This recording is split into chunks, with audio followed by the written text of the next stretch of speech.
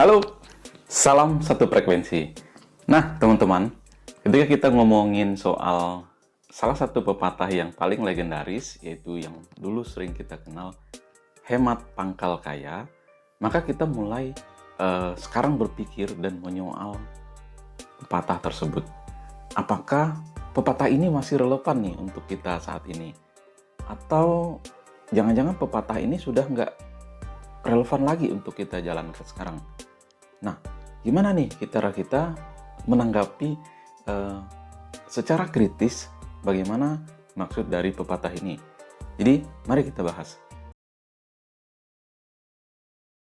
Nah, teman-teman, buat Anda yang baru pertama kali berkunjung ke channel Catatan Daniel, saya membahas tentang seputar investasi, kemudian personal finance, kemudian bagaimana cara kita mengembangkan diri, dan juga cara-cara kreatif yang bisa kita bagikan melalui channel Catatan Daniel. Nah, jadi boleh banget nih buat Anda untuk subscribe dan like serta komen di video-video kami agar Anda bisa membantu kami dalam mengembangkan channel Catatan Daniel. Ingat, subscribe itu gratis loh teman-teman. Hemat pangkal kaya itu merupakan pepatah yang boleh dibilang legendaris, atau saya menyebutnya pepatah legend nih teman-teman.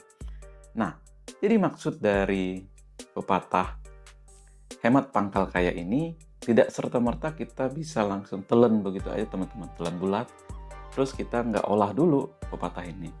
Jadi maksudnya adalah ketika kita berhemat dengan penghasilan yang besar, kita bisa berhemat, maka kita akan dengan lebih mudah meraih kekayaan yang kita impikan. Ya, tetapi memang kadang orang cuma berpikir hemat pangkal kaya. Udah nggak relevan nih. Kalau cuma hemat, kapan kita kayanya kalau penghasilan kita nggak nambah? Dalam prinsip personal finance itu ada 3 hal yang perlu kita perhatikan teman-teman. Yang pertama, bagaimana kita menghasilkan lebih banyak uang meskipun kita tidak aktif bekerja, atau aktif bekerja dan secara otomatis penghasilan kita bisa naik. Kemudian tahap yang kedua, kita mengelola keuangan. Itu dalam prinsip personal finance, pengelolaan keuangan ini sangat penting. Makanya ada istilah budgeting, kemudian ada istilah prioritas pengeluaran, ada juga yang namanya istilah pengeluaran yang bersifat wajib, pengeluaran yang bersifat keinginan, pengeluaran yang bersifat rutin, dan wajib kita penuhi. Itu yang perlu kita pahami dalam personal finance. Tadi yang pertama kita sudah bahas tentang penghasilan yang kita dapat setiap bulan atau mengalir terus. Jadi ada 3 jenis penghasilan. Penghasilan aktif, penghasilan pasif, kemudian ada penghasilan portofolio. Kemudian untuk pengeluaran ada pengeluaran wajib, ada pengeluaran sesuai keinginan, dan pengeluaran yang bersifat tidak pasti atau pengeluaran yang memang kadang boleh kita penuhi, kadang juga boleh tidak kita penuhi. Artinya boleh kita tunda. Nah, ngomongin soal hemat pangkal kaya ini tadi teman-teman. Jadi, kita ngomongin hemat pangkal kaya ini pada tahap yang kedua, yaitu tahap pengelolaan keuangan. Nah, ketika kita menghasilkan lebih banyak uang, tetapi kita tidak mampu mengelolanya, alias kita tidak bisa berhemat, maka kita juga nggak akan kaya, teman-teman. Anda tentu pernah mendengar kisah Mike Tyson, sang petinju legendaris yang menghasilkan uang sangat banyak, tetapi pernah jatuh miskin, bahkan pada saat karir tinjunya masih boleh dibilang bagus, mencapai puncak karirnya, bahkan dia juga memiliki hutang. Selain dikenal menghasilkan penghasilan tertinggi, Mike Tyson juga dikenal petinju paling boros, teman-teman. Nah, artinya apa? Ketika kita memiliki penghasilan yang besar, kita juga harus bisa mengelola penghasilan tersebut agar cukup, agar bisa menghantarkan kita pada level kekayaan, di mana nanti kekayaan ini dapat menghasilkan sendiri. Tanpa kita bekerja pun dia bisa menghasilkan sendiri. Nah, kalau saya begitu teman-teman memaknai dari pepatah hemat pangkal kaya ini tadi.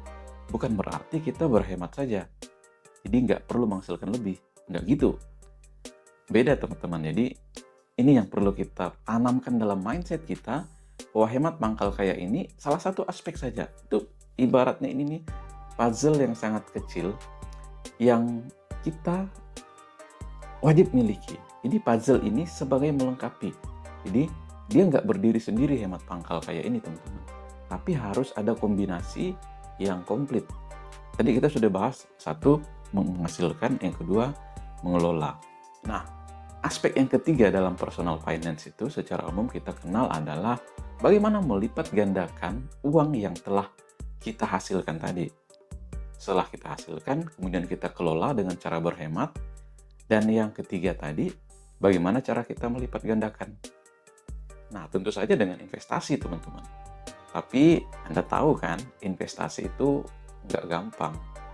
Perlu pengetahuan, perlu keterampilan dalam berinvestasi. Dan kita juga harus cermat dalam memilih instrumen investasi.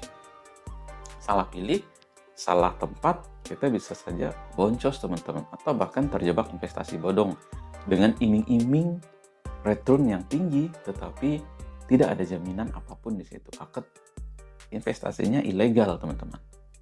Jadi di situ kuncinya teman-teman. Nah, saya mau katakan bahwa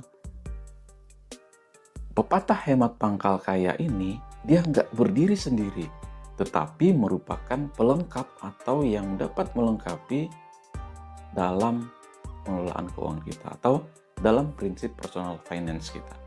Jadi hemat pangkal kaya ini, sekali lagi saya katakan, dia tidak berdiri sendiri, melainkan saling melengkapi dengan dua hal tadi.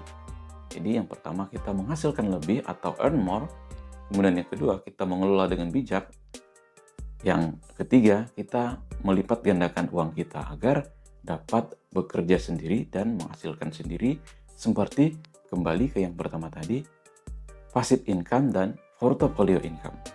Nah, jadi dia siklus teman-teman. Jadi dia siklus ini, jadi kita nggak bisa pisahkan antara yang satu dengan yang lain, antara yang A dengan yang B.